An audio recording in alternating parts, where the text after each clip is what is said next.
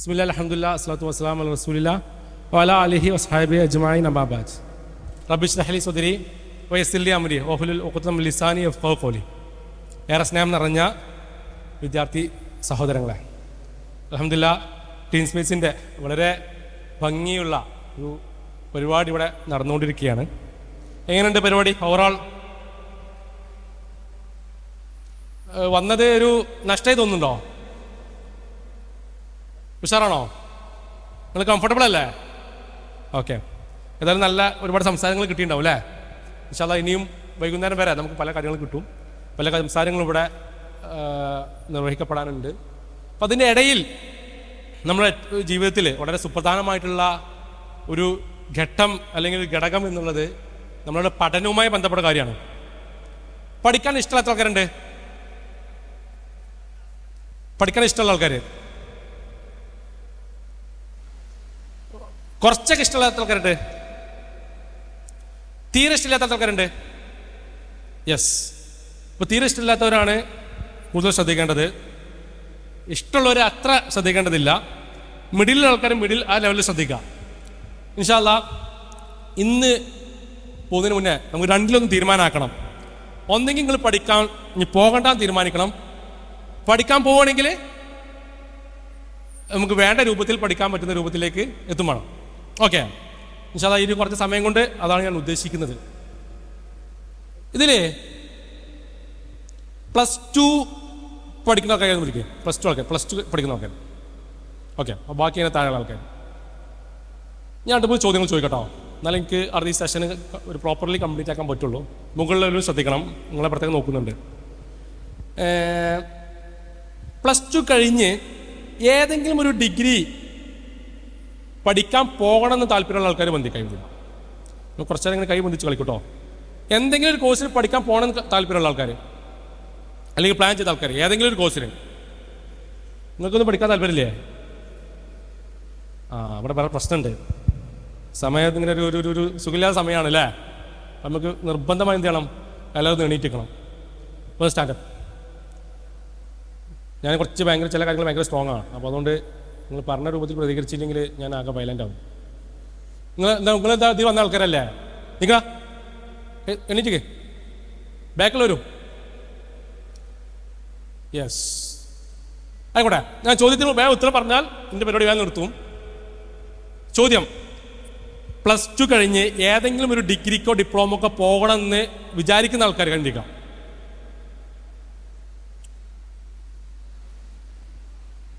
എൻ്റെ പ്ലാൻ എന്താ? ഇന്ന് പോണ്ടേ? ആ ബ്ലാക്ക് ഷർട്ട് അവഞ്ചേഴ്സിൻ്റെ കുപ്പായിട്ടാള് പോണം. അപ്പം എന്താ കൈമുതിക്കാത്ത? +2 കഴിഞ്ഞിട്ട് +2 കാലത്ത് കഴിയുമല്ലോ ചെയ്യേ. ആ സമയത്ത് കൈമുതിക്കേ. +2 കഴിഞ്ഞിട്ട് ഞാൻ കറക്റ്റ് നിർബന്ധം പൊന്തിക്കണം. അപ്പോൾ കുറച്ച് ആൾക്കാർ, ഒരു 10% ആൾക്കാർ താഴെ, ഒരു 5% താഴെ ആൾക്കാർ പോകണ്ടെന്നുള്ളവരുണ്ട്. ഓക്കെ. ഇതിൽ താഴത്തല്ലേ? ഇതിൽ +2 കഴിഞ്ഞ് ഏത് കോഴ്സിനാണ് പോകേണ്ടത് തീരുമാനിച്ച ആൾക്കാർ കൈതാത്തുക. ഇതിൽ ആ കോഴ്സ് എവിടെ നിന്നാണ് എടുക്കേണ്ടതെന്ന് തീരുമാനിച്ച ആൾക്കാർ കൈതാത്തുക. അല്ലാതെന്താ നിങ്ങൾ റേഞ്ച് ഇവിടെ ഒന്നും അല്ലേ എന്നിരിക്കേ. ഇത് റേഞ്ച് മാറിയ ആളുകൾക്കുള്ള രൂപത്തിലാണ് എടുക്കുന്നത്. ഞാൻ ചോദിച്ചത് നിങ്ങൾ ഏത് റേഞ്ചിലാണ് മനസ്സിലാകേണ്ടത്? നിങ്ങൾ കിളി പാറിയ അവസ്ഥയിലാണ് ഇരിക്കുന്നതാണ് ഇപ്പോൾ മനസ്സിലായത്. ഓക്കെ. അപ്പം നമുക്ക് കാര്യമായിട്ട് സെഷനിൽ ബാക്കി കാര്യങ്ങൾ നിങ്ങളെ അത് റെഡിയാക്കി തരാനുള്ള സംഭവം വരും. നമ്മൾ ഇവിടെ ഇത്രയേ ഉള്ളൂ സുഹൃത്തുക്കളെ. നിങ്ങളിവിടെ വന്ന് ഈ ക്ലാസ് കേട്ടാലും കേട്ടില്ലെങ്കിലും ഒരു കാര്യം ഉറപ്പാണ്. അതെന്താ അറിയോ? നിങ്ങളൊക്കെ +2 എഴുതും. +2 എഴുതിയിട്ട് ഏതെങ്കിലും ഒരു കോഴ്സിന് പോവില്ലേ? പോകുമില്ലേ? അപ്പോൾ പോകുന്ന ഉറപ്പാണ്. അപ്പോൾ ചില ആൾക്കാർ തീരുമാനിച്ചിട്ടൊന്നും ഇല്ലാന്ന് പറഞ്ഞു. നിങ്ങൾ തീരുമാനിച്ചാൽ ഇല്ലെങ്കിൽ നടക്കാൻ പോകേണ്ട ഒരു വിഷയമാണ് എന്ത്? +2 കഴിഞ്ഞ് ഏതെങ്കിലും കോഴ്സിലേക്ക് പോകുന്നുള്ളത്. അപ്പോൾ പോകേണ്ട കോഴ്സ് ഏതാണെങ്കിലും നമുക്ക് ഏറ്റവും അനുയോജ്യമായ കോഴ്സിന് പോകുന്നതായിരിക്കും നമുക്ക് നന്നാവാം. സിമ്പിൾ എക്സാമ്പിൾ എന്താ വെച്ചിട്ടുണ്ടെങ്കിൽ, നമ്മൾ ഏകദേശം 10-25 വയസ്സ് വരെ അപ്രോക്സിമേറ്റ്ലി നമ്മൾ പഠിക്കുന്നത് എന്തിനു വേണ്ടിയിട്ടാ? ജോലി കിട്ടാൻ വേണ്ടിയിട്ട് അല്ലേ? ഈ ജോലി കിട്ടിയാലുള്ള കാര്യം എന്താണെന്ന് വെച്ചിട്ടുണ്ടെങ്കിൽ നമ്മൾ 25 വയസ്സ് മുതൽ 50 വയസ്സിലെ ജോലി എടുക്കണമെങ്കിൽ 25 വർഷം നമ്മൾ ജോലി ചെയ്യുന്നത് എന്താണെന്ന് തീരുമാനിക്കപ്പെടുന്നതാണെന്ത് ഈ 20-25 വർഷത്തെ പഠനം ആണോ അല്ലേ? അപ്പൊ നിങ്ങളിപ്പോൾ ചില ആൾക്കാരോട് ചോദിച്ച സമയത്ത് ആകെ ഒരു അന്താളിപ്പ് ആ ചോദ്യം കേട്ടപ്പോൾ, എവിടെ പോകണം, +2 കഴിഞ്ഞിട്ട് എവിടേക്കെങ്കിലും പോകണോ, പഠിക്കാൻ തീരുമാനിച്ചിട്ട് വെച്ചപ്പോൾ അന്താളിപ്പ്. ഈ അന്താളിപ്പ് നിങ്ങൾക്ക് ഇപ്പോൾ ഉണ്ടെങ്കിൽ അതിൻ്റെ അർത്ഥം എന്താ? നിങ്ങൾ 25 വയസ്സിൽ ഒരു ജോലി കിട്ടുന്ന സമയത്ത് അപ്പോഴും നിങ്ങൾ അന്താളിച്ച് നിൽക്കും. കാരണം നിങ്ങൾക്ക് പറ്റിയ ജോലി ആയിക്കൊള്ളണമെന്നില്ല നിങ്ങൾ എടുത്തത്, നിങ്ങൾക്ക് പറ്റിയ കോഴ്സ് ആയിക്കൊള്ളണമെന്നില്ല നിങ്ങൾ പഠിക്കുന്നത്. ആണോ അല്ലേ? ഇതൊരു വലിയ പ്രശ്നമാണ് എന്നുള്ളത് കൊണ്ട് തന്നെയാണ് ടീൻ സ്പേസിൽ ഇത്രയും തിരക്ക് പഠിച്ച പ്രോഗ്രാം ഷെഡ്യൂളുകളിൽ ഇങ്ങനത്തെ ടോപ്പിക്ക് കയറ്റിയത്. കാരണം ഇതിപ്പോൾ ശ്രദ്ധിച്ചില്ലെങ്കിൽ, ചില കാര്യങ്ങൾ നമ്മൾ ശ്രദ്ധിക്കേണ്ട സമയത്ത് ശ്രദ്ധിച്ചില്ലെങ്കിൽ പിന്നെ നമ്മൾ ആകെ എന്ത് ചെയ്യും? നമുക്ക് നഷ്ടബോധം ഉണ്ടാവും, കുറ്റബോധം ഉണ്ടാവും. അത് ഒഴിവാക്കാൻ പറ്റുന്നുള്ളതാണ്. അപ്പോൾ പഠനവും കരിയറും എന്നുള്ളത് നമ്മൾ ആരും ഇടപെട്ടില്ലെങ്കിലും ചിന്തിച്ചില്ലെങ്കിലും സ്വാഭാവികമായിട്ട് നടക്കുന്ന സംഭവമാണ്. പക്ഷേ അത് നമ്മൾ വിചാരിച്ച സ്ഥലങ്ങളിൽ ആയിക്കൊള്ളണമെന്നില്ല, നമുക്ക് ഇഷ്ടപ്പെട്ട സ്ഥലങ്ങളിൽ ആയിക്കൊള്ളുന്നില്ല. ഇന്ത്യയിൽ ജോലി ചെയ്യുന്നവരിൽ 70% ആളുകൾ അവർ ഒരു സർവേയിൽ പറഞ്ഞത് അവർക്ക് ഏറ്റവും ഇഷ്ടപ്പെട്ട ജോലിയല്ല ചെയ്യുന്നതെന്നുള്ളതാണ്. എങ്ങനെ? 70% ആളുകൾ. അതിനർത്ഥം എന്താ? നമ്മൾ ഈ 20 കൊല്ലം പഠനം കഴിഞ്ഞിട്ടുള്ള 20-25 വർഷം നമുക്ക് ഇഷ്ടപ്പെടാത്ത ജോലി ചെയ്യുമ്പോഴുള്ള അവസ്ഥ എന്തായിരിക്കും? രാവിലെ കുളിച്ച് എണീറ്റ് പോകുന്നു, പിന്നെ വൈകുന്നേരം വരെ നമ്മൾ ജോലി ചെയ്യുന്നു, അതൊരു മടുപ്പോട് കൂടി ചെയ്യുന്ന അവസ്ഥ എന്തായിരിക്കും? അപ്പോൾ ഇഷ്ടപ്പെട്ട ജോലി ചെയ്യുക എന്നുള്ളത് ഏറ്റവും ഇമ്പോർട്ടൻ്റ് ആണ്. അപ്പോൾ അത് എങ്ങനെ നമ്മൾ പ്ലാൻ ചെയ്യുന്നതാണ് ഇൻഷാല്ലാഹ് സംസാരത്തിൽ വരുന്നത്. 5 ലക്ഷം ആളുകൾ കേരളത്തിൽ 10ാം ക്ലാസ് പൂർത്തിയാക്കുന്നുണ്ട് എന്നുള്ളതാണ് കണക്ക്. പക്ഷെ നിങ്ങൾക്കറിയാം 5 ലക്ഷം ആളുകൾക്കും എന്തില്ല? +2 സീറ്റില്ല. ഉണ്ടോ ഇല്ലേ? ഇപ്പൊ അടുത്ത കാലത്ത് ചർച്ചകൾ തന്നെ ഫുൾ A+ കിട്ടിയവർക്ക് പോലും സീറ്റ് ഇല്ല എന്നുള്ള ചർച്ച നടന്നു ഇല്ലേ? അപ്പൊ നിങ്ങൾ ആലോചിച്ച് നോക്കി, ഇവിടെ ഇരുന്ന് എല്ലാവരും 10ാം ക്ലാസ് കഴിഞ്ഞ് +2ലേക്ക് എത്തിയ ആളുകൾ ഉണ്ടാവും. എന്നാൽ ഇതേപോലെ +2ൽ എത്താൻ പറ്റാത്ത ഒരുപാട് ആളുകൾ അവിടെ എന്ത് ചെയ്ത് ഫിൽട്ടർ ഔട്ട് ചെയ്ത് പോയിട്ടുണ്ട്, ഫിൽട്ടർ ആയിട്ട് പുറത്ത് പോയിട്ടുണ്ട്. കാരണം അവർക്ക് +2 കഴിയൂല, അവർക്ക് സീറ്റില്ല. അതേപോലെ തന്നെ 3 ലക്ഷം സംതിങ് ആളുകൾക്ക് മാത്രമേ യഥാർത്ഥത്തിലേക്ക് +2 ഇവിടെ പഠിക്കാൻ അവസരം കിട്ടിയിട്ടുള്ളൂ. ഏകദേശം 1.25 ലക്ഷത്തോളം ആളുകൾ പഠനം പിന്നെ +2ലേക്ക് കയറാൻ പറ്റിയിട്ടില്ല എന്നുള്ളതാണ്. ഇനി അതിൻ്റെ മറ്റൊരു അവസ്ഥയാണ് എന്ത്? നമ്മളിനി പഠിക്കാൻ പോകുന്ന മറ്റു കോഴ്സുകൾ, ആ കോഴ്സുകളിലേക്ക് സീറ്റിൻ്റെ അവൈലബിലിറ്റി എന്നുള്ളത് ഇതേപോലെ പ്രശ്നമാണ്. കാരണം 3 ലക്ഷത്തിലധികം സീറ്റുകൾ ഉണ്ടെങ്കിലും നമ്മളിനി ബാക്കിയുള്ള കോഴ്സുകൾ പോകണമെങ്കിൽ അവിടെ 3 സീറ്റ് വരാം. അപ്പോൾ നമ്മൾ എന്തോ ആഗ്രഹിക്കുന്നതല്ല യഥാർത്ഥത്തിൽ നമുക്ക് കിട്ടിക്കൊള്ളുന്നുള്ളത്. നമുക്ക് കിട്ടുന്നത് നമ്മളുടെ കപ്പാസിറ്റിക്കും നമ്മളുടെ എഫേർട്ടിനും നമ്മുടെ ആഗ്രഹത്തിനും നമ്മുടെ പരിശ്രമത്തിനുള്ള റിസൾട്ടേ കിട്ടുള്ളൂ. നമ്മൾ ഈ കോഴ്സൊക്കെ എനിക്ക് പഠിക്കാൻ താല്പര്യം ഉണ്ടെന്ന് വിചാരിച്ചിട്ടുണ്ടെങ്കിൽ നടക്കില്ല. ഇപ്പോൾ ടീൻ സ്പേസിൽ നിങ്ങൾ വരണമെന്ന് ആഗ്രഹിച്ച് വീട്ടിലിരുന്ന് അവിടെ എത്തുമായിരുന്നോ? ഇല്ല, ആഗ്രഹം ഉണ്ടായിരുന്നു. അതേസമയം നമുക്ക് പോരേണ്ട വാഹനത്തിൽ കയറാൻ ആവശ്യപ്പെട്ടവൾ കയറിയത് കൊണ്ട് ഈ അല്ലാണ്ട് ഓഡിറ്റോറിയത്തിൽ എന്ത് ചെയ്ത് നമ്മൾ എത്തി. അപ്പോൾ ഇതേപോലെ തന്നെ ഇവിടെ പോകണമെന്ന് ആഗ്രഹിച്ചിട്ട് കാര്യമില്ല. എന്തെങ്കിലും കോഴ്സിൽ പോകണം, ഇഷ്ടപ്പെട്ട കുറേ കോഴ്സുകൾ ഉണ്ടാവും, പോകണം ആഗ്രഹിച്ചുകൊണ്ട് കാര്യമില്ല എന്നുള്ളതാണ് ഇമ്പോർട്ടൻ്റ് ആയ കാര്യം. ഓക്കെ, പക്ഷെ നമ്മൾ ഈ ആഗ്രഹിക്കുന്ന സമയത്ത് തന്നെ ഉള്ള ചലഞ്ച് എന്താണെന്ന് വെച്ചിട്ടുണ്ടെങ്കിൽ, ആഗ്രഹമുണ്ടെങ്കിലും പണിയെടുക്കാതിരിക്കാൻ നമ്മളെ പ്രേരിപ്പിക്കുന്ന വ്യത്യസ്തങ്ങളായിട്ടുള്ള സംഭവ വികാസങ്ങൾ നമ്മുടെ മുന്നിലുള്ളത് കൊണ്ട് തന്നെ നമുക്ക് എന്ത് ചെയ്യാൻ പറ്റില്ല, നമ്മൾ ആഗ്രഹത്തെ നടപ്പിലാക്കാൻ സാധിക്കില്ല. ഇത് വളരെ ക്രൂഷ്യലായിട്ടുള്ളൊരു കാര്യമാണ്. നമുക്ക് ഒരുപാട് അനുഗ്രഹം ലഭിച്ചു അല്ലേ? നമ്മുടെ കയ്യിലുള്ള സോഷ്യൽ മീഡിയ ആണെങ്കിലും അതൊരു അനുഗ്രഹമാണ് എന്നുള്ളത്. പക്ഷെ ആ അനുഗ്രഹം നമ്മളെ വഞ്ചിച്ചുകൊണ്ടിരിക്കുന്ന സാഹചര്യം, അതുമായി ബന്ധപ്പെട്ട സെഷനെ കൂടെ കഴിഞ്ഞിട്ടുണ്ടാവും. അതേപോലെ തന്നെ നമ്മൾ അനുഗ്രഹങ്ങളെക്കുറിച്ച് ചിന്തിക്കുന്ന സമയത്ത് നിങ്ങളൊന്ന് ആലോചിക്കുക. ഇപ്പം നിങ്ങളുടെ പ്രായത്തിലും ആ ഒരു ഏജിലൊക്കെ ഉള്ള ഒരുപാട് ആളുകൾ യഥാർത്ഥത്തിൽ എന്തുണ്ട് ലോകത്ത് പല ഭാഗത്തുണ്ട്. ഇപ്പോൾ ഫിലസ്തീനുമായി ബന്ധപ്പെട്ടുള്ള ചർച്ചകളൊക്കെ നമ്മൾ കേൾക്കുന്നുണ്ടാവും. ആ ചർച്ചകളിൽ ഏറ്റവും ഇമ്പോർട്ടൻ്റ് ആയ സംഭവം എന്താണ്? അവിടെയുള്ള കുട്ടികളടക്കം മരണപ്പെടുന്നു, അല്ലെങ്കിൽ അവർ മാതാപിതാക്കളെ നഷ്ടപ്പെടുന്നു, അവർ പലരുടെ പ്രയാസത്തിലേക്ക് പോകുന്നു. ആ ഒരു പ്രയാസത്തിലേക്ക് പോകുന്ന സമയത്ത് അവർക്ക് ലഭിക്കാത്ത അനുഗ്രഹങ്ങൾ, അപ്പോൾ അവിടെ ഇതേപോലെ പരിപാടി സംഘടിപ്പിച്ചിട്ട് ഇതേപോലെ വന്ന് ഇരിക്കാൻ പറ്റുന്ന സാഹചര്യമാണോ? ഇല്ല. ഏത് സമയത്താണ് മിസൈലുകൾ ആകാശത്ത് നിന്ന് വരിക എന്നുള്ളത് അറിയാൻ കഴിയാത്ത സാഹചര്യമുണ്ട്. അപ്പോൾ അതുകൊണ്ട് തന്നെ അനുഗ്രഹങ്ങൾ നമുക്ക് ഒരുപാടുണ്ട്. സന്തോഷത്തോടെ സമാധാനത്തോടെ സാമ്പത്തികമായിട്ട് നല്ലൊരു അവസ്ഥയിൽ ജീവിക്കാനുള്ള അനുഗ്രഹം പഠിച്ചുന്നുണ്ട്. ഈ അനുഗ്രഹങ്ങളൊക്കെ നമുക്ക് നാളെ ചോദ്യം ചെയ്യപ്പെടുന്ന സാഹചര്യം വരും അല്ലേ? നിങ്ങൾ ആലോചിക്കുക, നിങ്ങളെപ്പോലെ നിങ്ങൾ അതേ പ്രായത്തിലുള്ള കുട്ടീനെ, മരണപ്പെട്ടു പോയ ഫലസ്തീൻ മരണപ്പെട്ട ഒരു കുട്ടീനെ പരലോകത്ത് കൊണ്ടുവരും, നിങ്ങളെയും കൊണ്ടുവരും. പടച്ചവൻ ചോദിക്കില്ലേ, അവനക്ക് ഇല്ലാത്ത ഒരുപാട് അനുഗ്രഹം തന്നു, നീ നിന്റെ അനുഗ്രഹങ്ങൾ കിട്ടിയിട്ട് നീ എന്ത് ചെയ്തു എന്ന് ചോദിക്കുന്ന സമയത്ത് നമ്മളൊക്കെ മറുപടി പറയേണ്ടി വരില്ലേ? ഇതാണ് നമ്മൾ എപ്പോഴും നമ്മൾ ആ പ്രിവിലേജ്, നമുക്ക് കിട്ടിയ അനുഗ്രഹങ്ങളിൽ സന്തോഷത്തിൽ ജീവിക്കുക എന്നല്ലാതെ അതിനുവേണ്ടി ആ അനുഗ്രഹങ്ങൾക്ക് നന്ദി കാണിക്കാനോ ആ അനുഗ്രഹങ്ങളെ യൂട്ടിലൈസ് ചെയ്തുകൊണ്ട് നല്ല ലെവലിലേക്ക് എത്താൻ നമ്മൾ ശ്രമിക്കുന്നില്ല എന്നുള്ളതാണ്. നമ്മളൊക്കെ വ്യത്യസ്ത പശ്ചാത്തലങ്ങളിൽ പ്രത്യേക സാഹചര്യങ്ങളിൽ വരുന്ന ആളുകളാണ്. ഈ സാഹചര്യങ്ങളും പശ്ചാത്തലങ്ങളും നമുക്ക് പല രൂപത്തിലുണ്ടാവും, ഓരോരുത്തരും വ്യത്യസ്ത രൂപത്തിലുള്ളതാണ്, ഓരോരുത്തരുടെ കഴിവുകൾ വ്യത്യസ്തങ്ങളാണ്. ഇപ്പം ഇതിലേറ്റവും നന്നായിട്ട് പാട്ട് പാടാൻ അറിയുന്നവരാരെന്ന് വെച്ചിട്ടുണ്ടെങ്കിൽ പാടാൻ അറിയുന്നവരുണ്ടാവും.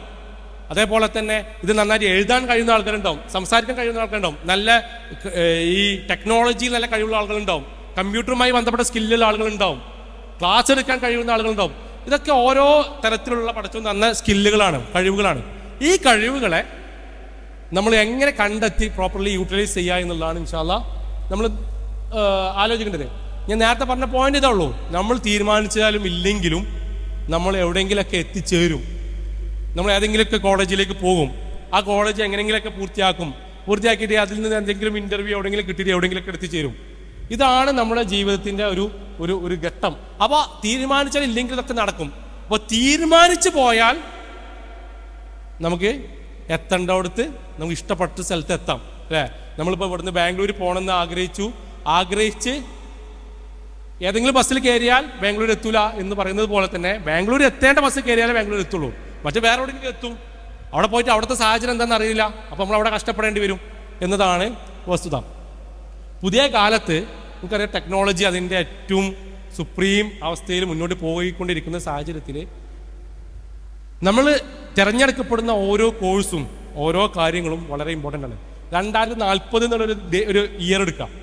2040 എന്നുള്ള വർഷത്തിൽ നമ്മൾ ഓരോരുത്തരും എവിടെ ആയിരിക്കും എന്നുള്ളത് ഒരു വലിയ ക്വസ്റ്റ്യൻ മാർക്കാണ്. കാരണം അന്ന് ലോകം വളരെയധികം വികസിച്ചിട്ടുണ്ടാവും. കഴിഞ്ഞൊരു 10 വർഷത്തിനിടയിൽ ഉണ്ടായ സംഭവവികാസങ്ങൾ നോക്കിയാൽ മതി അല്ലേ? ആർട്ടിഫിഷ്യൽ ഇന്റലിജൻസും റോബോട്ടിക്സും അങ്ങനത്തെ കുറേ സംഭവങ്ങൾ കേട്ടുകൊണ്ടിരിക്കുന്നുണ്ട്. അത് കുറഞ്ഞ സമയം കൊണ്ടുണ്ടായതാണ്. ഇതിനേക്കാൾ ഫാസ്റ്റ് ആയിരിക്കും അടുത്തൊരു 10 വർഷത്തിനുള്ളിൽ മാറ്റം ഉണ്ടാവുക. കാരണം ഇനിയുള്ള ടീം സ്പേസുകൾ ഒരു 5 വർഷം കഴിഞ്ഞാൽ 10 വർഷം കഴിഞ്ഞാൽ ടീം സ്പേസ് ഇതുപോലെ ഉണ്ടാവില്ല. എങ്ങനെയൊക്കെ ഉണ്ടാവുക?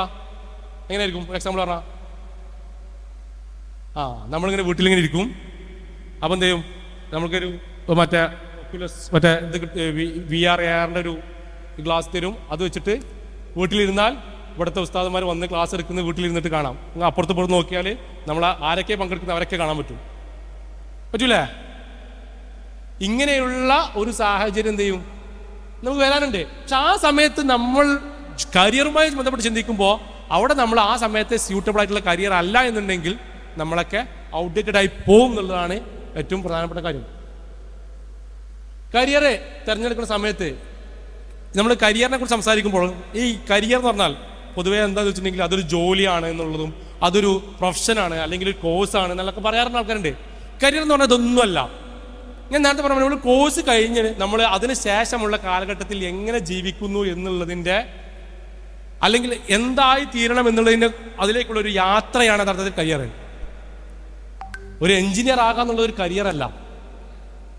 എനിക്ക് ഏറ്റവും സ്യൂട്ടബിളായിട്ട് എനിക്ക് ഏറ്റവും നന്നായിട്ട് പെർഫോം ചെയ്യാൻ പറ്റുന്ന ഒരു എഞ്ചിനീയറിംഗ് സ്ഥാപനത്തിൽ അതിൻ്റെ ഒരു സുപ്രീം പൊസിഷനിൽ ഇരിക്കുന്ന ഒരു എഞ്ചിനീയറായി മാറാന്നുള്ളതാണ് എന്ത് ഒരു കരിയർ എന്ന് പറഞ്ഞാൽ. അപ്പോൾ അതുകൊണ്ട് ഏതെങ്കിലും കോഴ്സ് പഠിച്ചതുകൊണ്ട് നിങ്ങൾക്ക് കരിയറിൻ്റെ പണി കഴിഞ്ഞു എന്ന് വിചാരിക്കരുത്. ഒരു ഡിഗ്രിക്ക് ഒരു കോഴ്സിൽ ജോയിൻ ചെയ്താൽ കരിയർ ആയി എന്ന് ചിന്തിക്കരുത്. അപ്പോൾ ആ നിലയ്ക്ക് നമ്മൾ വർക്കൗട്ട് ചെയ്യപ്പെടണം എന്നുള്ളതാണ് ഇമ്പോർട്ടൻ്റ്.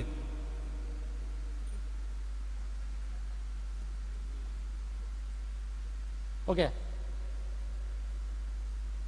എങ്ങനെ ഒരു കരിയർ ബിൽഡ് ചെയ്യണം എന്നുള്ളതാണ്. How to build a career. ഇത് ഒരുപാട് ആളുകൾക്ക് കൺഫ്യൂഷൻ ഉള്ള ഒരു ഏരിയയാണ്.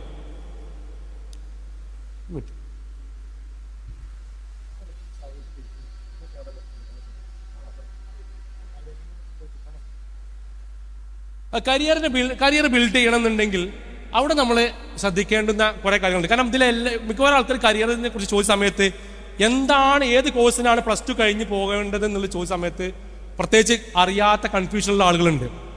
ആ കൺഫ്യൂഷൻ ഉണ്ടാവാൻ കാരണം എന്താണെന്നറിയോ? ഒന്നും നമ്മളതിനെക്കുറിച്ച് ചിന്തിച്ചിട്ടില്ല. ഞാൻ സംശയം ചോദിക്കട്ടെ, +2 കഴിഞ്ഞാൽ ഏത് കോഴ്സാണ് തിരഞ്ഞെടുക്കേണ്ടത് എന്നുള്ളത് തീരുമാനിക്കാൻ റെസ്പോൺസിബിലിറ്റി ഉള്ള ആർക്കാ? നമ്മൾ നല്ലൊരു കോഴ്സിന് എത്തിച്ചേരാനും അല്ലെങ്കിൽ എത്തിയില്ലെങ്കിൽ അതിന് റെസ്പോൺസിബിലിറ്റി ആർക്കാ?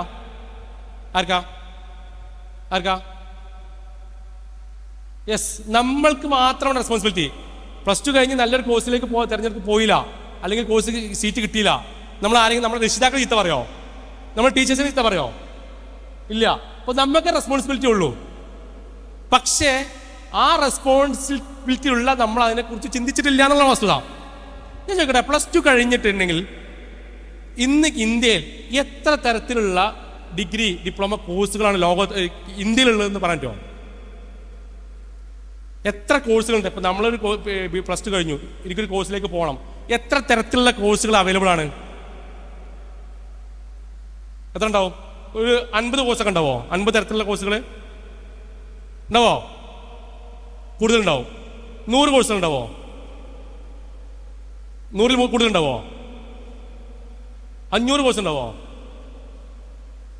യെസ്, അത് 800ഓളം കോഴ്സുകൾ ഇന്ന് ഇന്ത്യയിൽ പഠിക്കാൻ അവൈലബിൾ. 800 കോഴ്സ്. ഇവിടെ ഇരിക്കുന്ന ഒരാൾക്ക് +2 കഴിഞ്ഞാൽ അവനക്ക് തിരഞ്ഞെടുക്കാൻ 800-ലധികം കോഴ്സുകൾ ഇന്ത്യയിലുണ്ട്. ഇതിൽ ഒന്നാണ് നമുക്ക് ഏറ്റവും സ്യൂട്ടാവലോ ഒന്നായിരിക്കും. അതെങ്ങനെ തിരഞ്ഞെടുക്കുക? ഇതാണ് നമ്മുടെ മുന്നിലുള്ള വലിയൊരു ക്വസ്റ്റ്യൻ മാർക്ക്. ഇത് തിരഞ്ഞെടുക്കേണ്ടടുത്ത് നമ്മൾ പാളിയാൽ ജീവിതം കട്ടപ്പോക. നമ്മൾ നിങ്ങൾക്ക് എന്തെങ്കിലുമൊക്കെ ജോലി കിട്ടും, എന്തെങ്കിലും വിജയം ഉണ്ടോ, പക്ഷേ നമുക്ക് കിട്ടേണ്ടത് കിട്ടില്ല എന്നുള്ളതാണ്. നമുക്ക് ചിലപ്പോൾ നമ്മുടെ പൊട്ടൻഷ്യൽ പഠിച്ചോ, നമുക്ക് മാസം ഒരു 5 ലക്ഷം രൂപ സാലറി വാങ്ങാൻ കപ്പാസിറ്റി തന്നിക്കണമെങ്കിൽ നമുക്ക് ചിലപ്പോൾ കിട്ടല് 10,000 രൂപ സാലറി ആയിരിക്കും. സാലറി എനിക്ക് എന്തെങ്കിലും കിട്ടും, എന്തെങ്കിലും പണി, നാട്ടിൽ എന്തെങ്കിലും പണികൾ കിട്ടാത്ത അവസ്ഥ ഉണ്ടാവില്ല. പക്ഷേ 5 ലക്ഷം കിട്ടാനുള്ള കപ്പാസിറ്റി എനിക്കുണ്ട്, 10,000 രൂപ കിട്ടുന്നുള്ളൂ. ഇതായിരിക്കും നമ്മുടെയൊക്കെ അവസ്ഥ. അപ്പോൾ അതുകൊണ്ട് തന്നെ 800-ലധികം കോഴ്സിൽ നിന്ന് ഏറ്റവും ബെസ്റ്റ് കോഴ്സ് നമ്മൾ തിരഞ്ഞെടുക്കണം എന്നുണ്ടെങ്കിൽ നമ്മൾ അതിനെക്കുറിച്ച് വളരെ സീരിയസ് ആയി ചിന്തിക്കണം. ഇല്ലെങ്കിൽ നമ്മളെ കയ്യിൽ എന്ത് ചെയ്യും? കയ്യിൽ നിന്ന് പോകും. Okay, 800 course. ഇപ്പം ഞാൻ എക്സാമ്പിൾ പറഞ്ഞുതരാം. ഒരു 10ാം ക്ലാസ് കഴിഞ്ഞ് +2 കഴിഞ്ഞ സമയത്ത് നമുക്ക് തിരഞ്ഞെടുക്കാൻ പറ്റുന്ന കോഴ്സുകളാണ്. സയൻസ് മേഖലയിൽ മാത്രം 130-ലധികം കോഴ്സ് നമുക്ക് തിരഞ്ഞെടുക്കാനുണ്ട്. എഞ്ചിനീയറിംഗ് പോകണമെങ്കിൽ ബിടെക് നമ്മൾ കേട്ടിട്ടുണ്ടാവും, പക്ഷെ ബിടെക്കിൽ മാത്രം 245-ലധികം സ്ട്രീംസുകളുണ്ട്. മെഡിക്കൽ 36, പാരാമെഡിക്കൽ, ഇങ്ങനെ നോക്കുകയാണെങ്കിൽ നിരവധി അനവധി കോഴ്സുകൾ നമ്മുടെ മുന്നിൽ പരന്ന് പന്തലിച്ച് കിടക്കണേ. ഇതിപ്പോൾ ഇതൊന്ന് തിരഞ്ഞെടുക്കണ്ടേ? അതുകൊണ്ടാണ് നിങ്ങൾ ആ കളി തമാശകൾ മാറ്റി വെച്ചിട്ട് ഇതിനെക്കുറിച്ച് ചിന്തിച്ചില്ലെങ്കിൽ ആകെ എന്ത് ചെയ്യും? നമ്മൾ ജീവിതത്തിൽ വളരെയധികം പ്രയാസപ്പെടും. അപ്പോൾ സീരിയസ് ആയിട്ട് ചിന്തിക്കേണ്ടുന്ന ഒരു മേഖലയെക്കുറിച്ചാണ് ഞാൻ പറഞ്ഞത്. ഓക്കെ,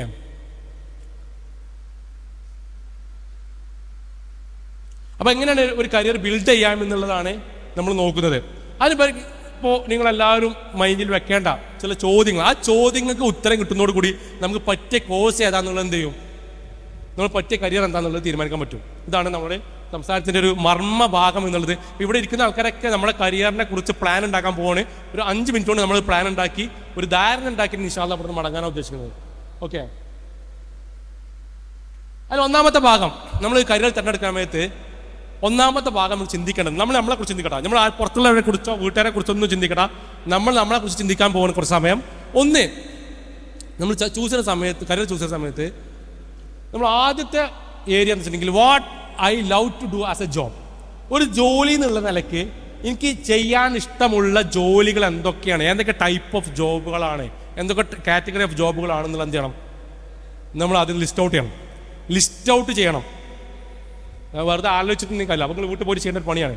അപ്പോൾ നമ്മൾ ലിസ്റ്റ് ഔട്ട് ചെയ്യുന്ന സമയത്ത് നമുക്ക് എന്ത് ചെയ്യും, ഒരുപാട് കാര്യം കിട്ടും. ചില ആൾക്കാർക്ക് ടീച്ചിങ്, ചില ആൾക്കാർക്ക് റിസർച്ച്, ചില ആൾക്കാർക്ക് നല്ല അക്കൗണ്ടിങ്ങുമായി ബന്ധപ്പെട്ട ആക്ടിവിറ്റീസ്, ചില ആൾക്കാർക്ക് എഞ്ചിനീയറിങ്, ചില ആൾക്കാർ മെഡിക്കൽ മേഖലയിൽ.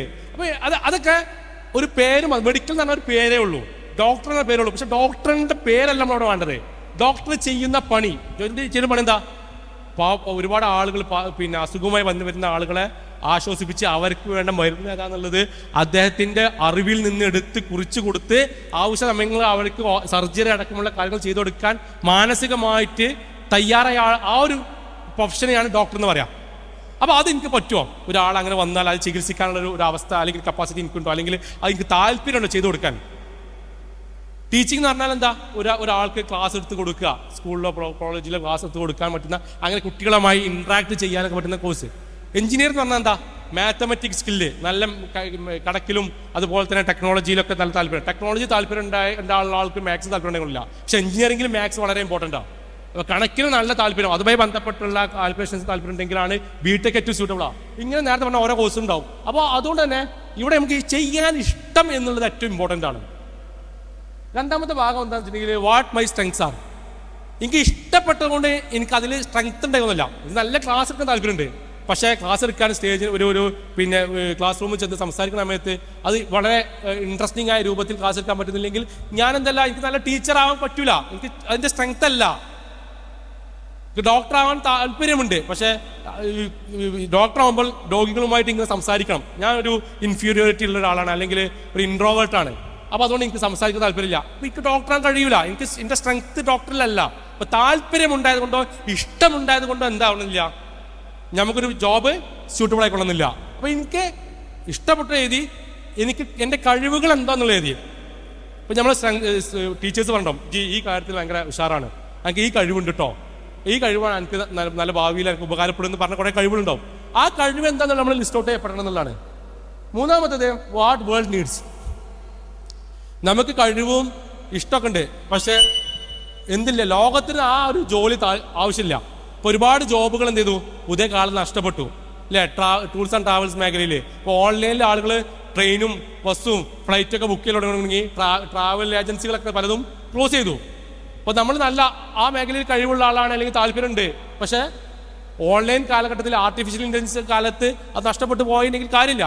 ഇപ്പോൾ ചില ആളുകൾക്ക് നല്ല കഴിവുണ്ടാവും, നല്ല മെഷീനറീസിൽ പിന്നെ നല്ല മാനുഫാക്ചറിങ് കപ്പാസിറ്റി ഉള്ള ആളുകളുണ്ടാവും, പക്ഷെ ആ ജോബുകളൊക്കെ പലതും എന്ത് ചെയ്തു, റോബോട്ടിക്സുകൾ കൊണ്ടുപോയി. റോബോട്ടുകളാണ് പല ഫാക്ടറികൾ വർക്ക് ചെയ്യുന്നത്. അപ്പോൾ അവിടെ വേൾഡിന് അത് ആവശ്യമില്ലാത്തതുകൊണ്ട് തന്നെ അങ്ങനത്തെ ജോബ് ഉണ്ടെങ്കില്ല. അപ്പോൾ ലോകത്തിന് ആവശ്യമുള്ളത് എന്നുള്ളത് എന്താണ്, വളരെ ഇമ്പോർട്ടൻ്റ് ആണ്. നാലാമത്തെ കാര്യം എന്താ വെച്ചിട്ടുണ്ടെങ്കിൽ, നമുക്ക് ജോബിന് ലോകത്ത് ആവശ്യമായിട്ട് കാര്യമില്ല, what I get paid for. എനിക്ക് ഞാൻ ചെയ്ത ജോലിക്ക് പ്രോപ്പറായിട്ട് ശമ്പളം കിട്ടുന്ന ജോലി ആയിരിക്കണം, എനിക്ക് അതിനനുസരിച്ച് ബെനിഫിറ്റ് ഉണ്ടാവണം എന്നുള്ളതും ഇമ്പോർട്ടൻ്റ് ആണ്. അപ്പോൾ ഈ 4 കാര്യങ്ങൾ കൂടി പരിഗണിച്ചാൽ നിങ്ങൾക്ക് എന്ത് പറ്റും, നിങ്ങൾക്ക് ഇഷ്ടപ്പെട്ട കരിയർ തിരഞ്ഞെടുക്കാൻ പറ്റും. ആ കരിയർ തിരഞ്ഞെടുക്കുമ്പോൾ നിങ്ങൾക്ക് അതിന് പറ്റിയ കോഴ്സുകൾ ഏതാ പറ്റും, ആ കോഴ്സുകൾ തിരഞ്ഞെടുക്കുമ്പോൾ തന്നെ നിങ്ങൾക്ക് എവിടെ നിന്ന് പഠിക്കണം, അതിന് പറ്റിയ ഏറ്റവും നന്നായിട്ട് എഫക്റ്റ് ഉണ്ടാവുന്ന സ്ഥാപനങ്ങൾ, കോളേജുകൾ ഏതാണെന്നുള്ളത് മനസ്സിലാക്കാൻ പറ്റും. ഈ കോൺസെപ്റ്റിന് ഇത് ലോകത്ത് വളരെ അറിയപ്പെട്ട ഒരു കോൺസെപ്റ്റാണ് ഇക്കിഗൈ എന്നുള്ളത്. ഇക്കിഗൈ എന്നുള്ളൊരു പുസ്തകം തന്നെ നിങ്ങൾക്ക് കിട്ടും. അതിൽ പറയുന്നത് നിങ്ങളുടെ പർപ്പസ്, കരിയർ എന്ന് പറഞ്ഞാൽ നമ്മുടെ ഒരു ലൈഫിൻ്റെ പർപ്പസായിട്ട്, അതൊരു താൽക്കാലികമായിട്ടൊരു സംഭവമല്ല. അപ്പോൾ അതിന് വേണ്ടിയിട്ട് തിരഞ്ഞെടുക്കാൻ പറ്റുന്ന ഒരു മെത്തഡോളജിയാണ് ഞാൻ ഇവിടെ സംസാരിച്ചത്. ഇത് നോക്കിയാൽ നിങ്ങൾക്ക് ഏകദേശം ഫ്രെയിം ഉണ്ടാക്കാൻ പറ്റും എന്നാണ് വിശ്വസിക്കുന്നത്. അപ്പോൾ ഇതെന്താണ്, വീട്ടിൽ നിങ്ങൾ വർക്കൗട്ട് ചെയ്യപ്പെട്ട ഒരു അസൈൻമെൻറ്റ്, ഇന്നത്തെ ഒരു അസൈൻമെൻറ്റ് ആയിട്ട് നിങ്ങൾ കാണണം. ഇതിലിങ്ങനെ വർക്കൗട്ട് ചെയ്തുകൊണ്ടിരിക്കുന്നതനുസരിച്ച് ഇൻഷാ അല്ലാഹ് നിങ്ങൾക്ക് കൂടുതൽ റിസൾട്ടിലേക്ക് പോകാൻ സാധിക്കും. ഈ പറയുന്ന ആളുകളൊക്കെ നിങ്ങൾക്ക് പരിചയമുണ്ടോ? ഇതിൽ 5 ആൾക്കാർ പരിചയമുള്ള ആൾക്കൊക്കെ വിളിച്ചാണേ, 5 ആളുകളെയും പരിചയമുള്ള ആളുകൾ. ഇത്ര ആൾക്കാരെ പരിചയമുള്ളൂ. ഇതിൽ 4 ആൾക്കാരെ പരിചയമുള്ള ആളുകൾ, 4 ആളുകളെ പരിചയമുള്ളത്, 3 ആൾക്കാരെ പരിചയമുള്ളത്, 3-ൽ കൂടുതൽ ആൾക്കാരെ പരിചയം, 3-ൽ കൂടുതൽ ആൾക്കാരെ പരിചയമുള്ളവർ എന്ന് വെച്ചു. അപ്പൊ അതിൽ താഴെയാണ് ബാക്കിയുള്ളവർ അല്ലേ? ഇവരൊക്കെ അറിയോ? ഇതിൽ 2 ആൾക്കാർ പരിചയമുള്ളവർ എന്ന് വെച്ചാണ്. മാഷാ അല്ലാഹ്, അപ്പൊ നിങ്ങൾ ശ്രദ്ധിക്കുന്നുണ്ട്. ഓക്കെ, ഇവരെ ഇവരെ നിങ്ങൾക്ക് അറിയില്ല അല്ലേ? ഓക്കെ, ഇവരെ നിങ്ങൾ മനസ്സിലാക്കേണ്ട അല്ലെങ്കിൽ അറിയേണ്ടുന്ന ആളുകളാണ്. ഇവർ അറിയേണ്ടുന്നതിന് കാരണം എന്താ വെച്ചിട്ടുണ്ടെങ്കിൽ, ലോകത്ത് ഇന്ന് മാറ്റങ്ങൾ വരുന്നതിന് പല കാര്യങ്ങൾക്കും നേതൃത്വം കൊടുക്കുന്ന വളരെ പ്രശസ്തമായ ആൾക്കാരാണ്. ഞാൻ ആരൊക്കെ പേര് ഞാൻ പറഞ്ഞില്ല, അവിടെ പൊസിഷൻസ് പറഞ്ഞുതരാം. ഒന്നാമത്തെ ആള് എന്തിന്റെ ഫൗണ്ടറാ? ആമസോണിന്റെ ഫൗണ്ടറാണ് വന്നത്. ആമസോൺ എന്നുള്ള പ്ലാറ്റ്ഫോമിന്റെ ഫൗണ്ടറാണ്. രണ്ടാമത്തത് ആപ്പിൾ. മൂന്നാമത്തത് ഫേസ്ബുക്ക്. പിന്നെ ഫേസ്ബുക്ക്, വാട്സപ്പ്, ഇൻസ്റ്റാഗ്രാം അതൊക്കെ മൂപ്പരത്താണ്. എന്നെ അപ്പുറത്തുള്ള ആള് മൈക്രോസോഫ്റ്റ്. എന്നെ അപ്പുറത്തുള്ള ആള് ടെസ്ല, സ്പേസ് എക്സ്. അപ്പോൾ ഈ പറയപ്പെടുന്ന ആളുകളൊക്കെ നിങ്ങളിപ്പോൾ ഇത് എവിടേക്കോ കേൾക്കുന്ന ആൾക്കാർ നമ്മൾ മനസ്സിലാക്കി എങ്ങനെയാണ്, ഇവർക്ക് ആ നേരത്തെ പറഞ്ഞ കുറച്ച് ഏരിയകളിൽ അവർ വർക്കൗട്ട് ചെയ്തപ്പോൾ അവർക്ക് ഉണ്ടായ റിസൾട്ടാണ് യഥാർത്ഥത്തിൽ ഇവരെ പേര് നമ്മൾ പറഞ്ഞത്. ഇതേപോലെ തന്നെയാണ്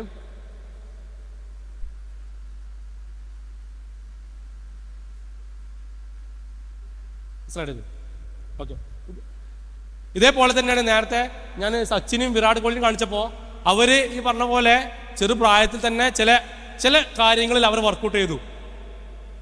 മെസ്സിയും പിന്നെ അറിയുന്നോടെ റൊണാൾഡോയും ഈ പറഞ്ഞ ആൾക്കാരൊക്കെ ചില കാര്യങ്ങളിൽ അവർ കോമണായി ചെയ്തുകൊണ്ടാണ് ഇവരൊക്കെ ആ പൊസിഷനിലേക്ക് എത്തിയത്. ഇതേപോലെ ലോകത്ത് അക്കാദമിക് മേഖലയിലും നമുക്ക് ഇഷ്ടപ്പെടുന്ന ഏത് കാര്യത്തിൽ എത്തിപ്പെടാൻ പറ്റുന്ന 5 കീ പോയിന്റുകളുണ്ട്. അതാണ് പറയാൻ പോകുന്നത്. ഇത് ഉണ്ടെങ്കിൽ നമുക്കും അവരെ പോലെ എത്തിച്ചേരാൻ പറ്റുന്നതാണ്. ഒന്നാമത് ഗോൾ സെറ്റിംഗ് ആണ്. നമുക്ക് നമ്മുടെ ലക്ഷ്യങ്ങൾ പ്രോപ്പറായിട്ട് സെറ്റ് ചെയ്യാൻ പറ്റണം എന്നുള്ളതാണ്. നമ്മൾ ഈ പ്രായം എന്നുള്ളത് അല്ല നമ്മളെ മാനദണ്ഡം. നമുക്ക് എപ്പോഴാണോ നമുക്കൊരു ഗോൾ സെറ്റ് ചെയ്യാൻ നമുക്ക് ഒരു സ്യൂട്ടബിൾ സമയം എന്ന് അന്ന് നമ്മൾ സെറ്റ് ചെയ്ത് തുടങ്ങണം. ഇപ്പോൾ +2 എന്നുള്ളത് അല്ലെങ്കിൽ 10ാം ക്ലാസ് എന്നുള്ളത് +1 എന്നൊക്കെ സമയം അതിക്രമിച്ചിട്ടുണ്ട്. ചെറുപ്പത്തിൽ തന്നെ ചില കാര്യങ്ങൾ പ്ലാൻ ചെയ്ത് പോയിരുന്നെങ്കിൽ നമ്മുടെ ലക്ഷ്യങ്ങളിലേക്ക് നേരത്തെ എത്തിച്ചേരുമായിരുന്നു. ഇപ്പോൾ നിങ്ങൾ ആൾറെഡി ഡിലേഡ് ആണ്. അപ്പോൾ ഇനി നിങ്ങൾ എന്ത് ചെയ്യണം, വൈകിപ്പിക്കരുത്. നിങ്ങളെ ഗോൾ സെറ്റ് ചെയ്യണം. നിങ്ങൾ എവിടെ എന്തൊക്കെ നേടിയെടുക്കണം എന്നുള്ളത് ഗോൾ സെറ്റ് ചെയ്യണം. അത് സെറ്റ് ചെയ്യേണ്ടത് ഒന്ന് എന്താണ് ആറേണ്ടത് എന്നുള്ളത്, രണ്ടാമത് എവിടെ ആയിരിക്കണം എന്നുള്ളത്. നമ്മൾ ലക്ഷ്യങ്ങൾ സെറ്റ് ചെയ്യുന്ന സമയത്ത് എന്താണെന്ന് മാത്രം ആയാൽ പോരാ, എവിടുന്ന് എന്നുള്ളതും എവിടെ എന്നുള്ളതും തീരുമാനിക്കപ്പെടണം.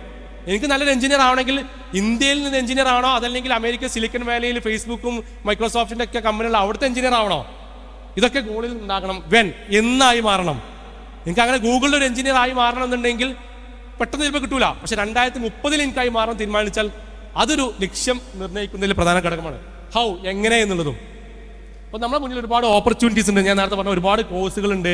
ഒരുപാട് ആ കോഴ്സുകളിലേക്ക് എത്തിച്ചേരാനുള്ള ഒരുപാട് എക്സാമുകളുണ്ട്.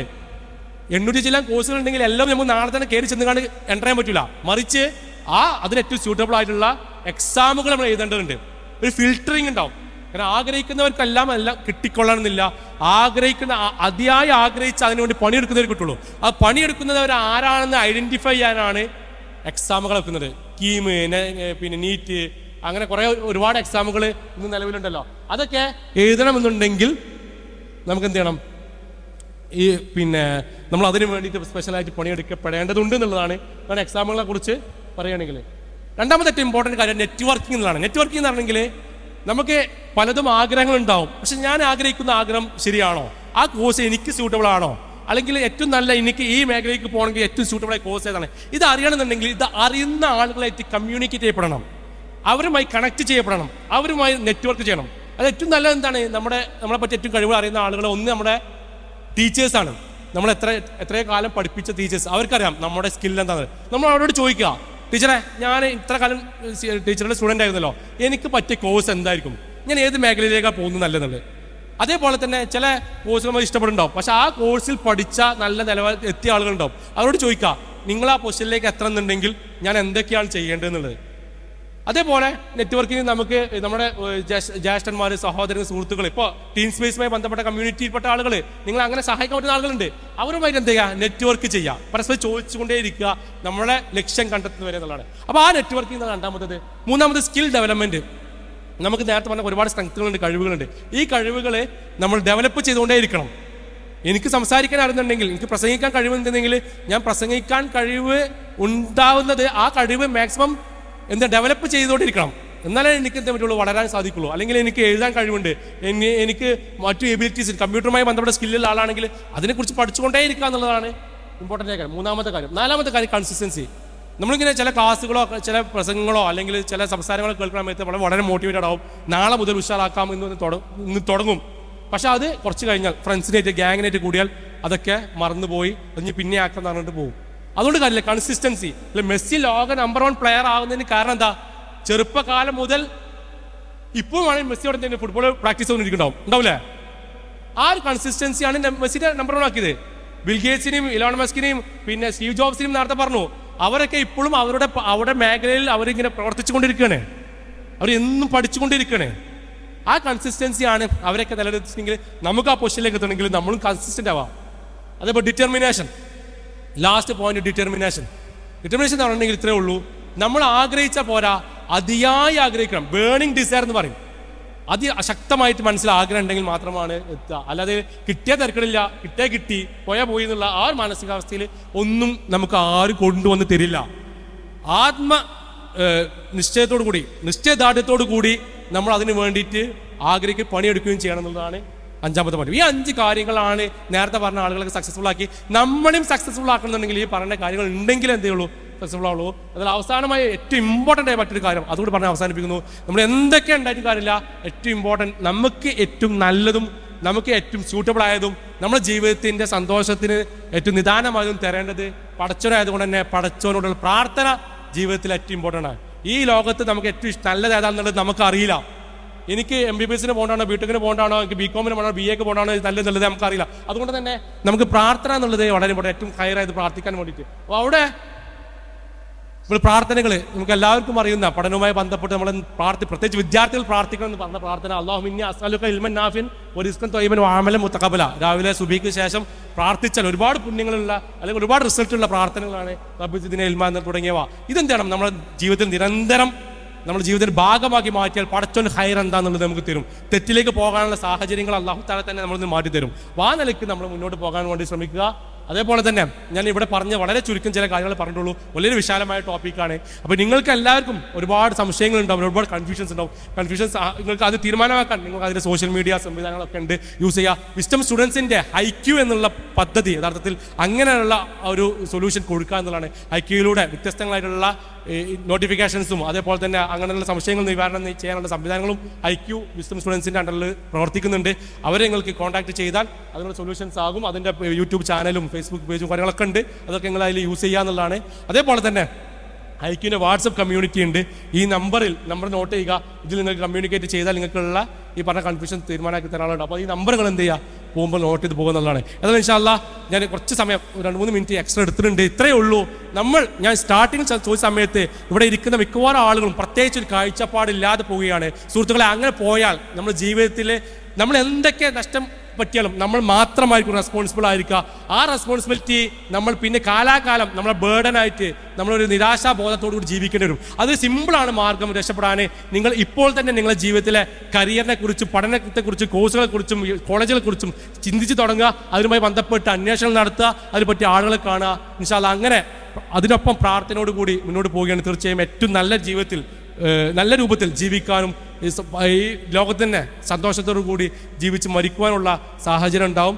ജീവിതത്തിൽ പരലോക ലക്ഷ്യത്തോടൊപ്പം തന്നെ ഇഹലോക ലക്ഷ്യവും കലർത്തി നമ്മൾ എപ്പോഴും പ്രാർത്ഥിക്കാൻ പറയാം, റബ്ബനാ ആതിനാ ഫിദ്ദുനിയ ഹസന വഫിൽ ആഖിറതി ഹസനതൻ വഖിനാ അദാബന്നാർ. പടച്ചവനെ ഈ ലോകത്തും പരലോകത്തും ഏറ്റവും നല്ലത് തരാൻ വേണ്ടിയിട്ട് പ്രാർത്ഥിച്ചുകൊണ്ട് നല്ല കുട്ടികളായി സമൂഹത്തിനും കുടുംബത്തിനൊക്കെ ഉപകരിക്കുന്ന കുട്ടികളായി മാറാൻ വേണ്ടി ശ്രമിക്കുക. അല്ലാഹു തആല അതിലെല്ലാ തൗഫീഖും നമുക്ക് നൽകുമാറാകട്ടെ. വാഖിർ ദഅവാനാ അൽഹംദുലില്ലാഹി റബ്ബിൽ ആലമീൻ. അസ്സലാമു അലൈക്കും വറഹ്മത്തുള്ളാഹി.